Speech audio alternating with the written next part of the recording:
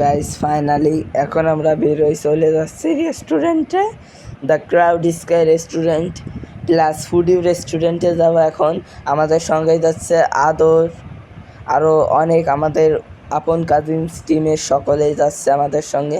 এখানে অনেক অন্ধকার, তো হঠাৎ করে কারেন্ট চলে গেছে, যার কারণে এরকমটা হয়েছে। তো এই যে আমার সঙ্গে আছে মাহিম বাস্তে, এও আমাদের সঙ্গে যাচ্ছে, আমাদের টিমের ওনার বলা যায় যাকে, ওই যে তামিম, ও আমাদের টিমের কাজ করে। আরও অনেকেই যাচ্ছে আমাদের সঙ্গে। আমরা এখন রাত বাজে 9টা, এখন আমরা যাচ্ছি দ্য ক্রাউড স্কাই প্লাস ফুডিউ রেস্টুরেন্টে ভিজিট করতে। দেখা যাক কেমন তাদের খাবার অ্যান্ড রিভিউ। চলেন দেখি। এখন আমরা আজকে ঈদের পরের দিন বলে অটো মেনলি প্রাইভেট তো পাওয়া যাচ্ছে না, যার কারণে আমাদের এখন অটো নিতে হলো। কী করার, এখন বাধ্য অটোই নিতে হলো, প্রাইভেট আর পারলাম না, সেজন্য এখন আমরা অটোয় উঠে গেছি।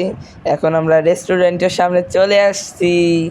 এখন আমরা রেস্টুরেন্টের উপরের দিকে উঠতেছি আস্তে আস্তে। চলেন গাইস, এখন আমরা রেস্টুরেন্টের ভিতরে ঢুকবো। চলেন ঢুকে আপনাদেরকে রিভিউ দিই যে রেস্টুরেন্টটা কেমন, আসলে ভালো নাকি খারাপ। তো আমরা এখন সবাই রেস্টুরেন্টের ভিতরে এখন প্রবেশ করব গাইস।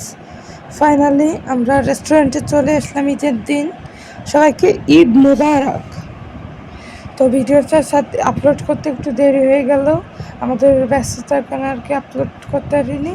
এখন রেস্টুরেন্টের ভিতরে যাব, যে বাকি ফুটেজটা সো গাইস দেখতে পাচ্ছেন এখন মাহিম কিন্তু আব্দুল মাহিম হচ্ছে এটো গাইস দেখতে পাচ্ছেন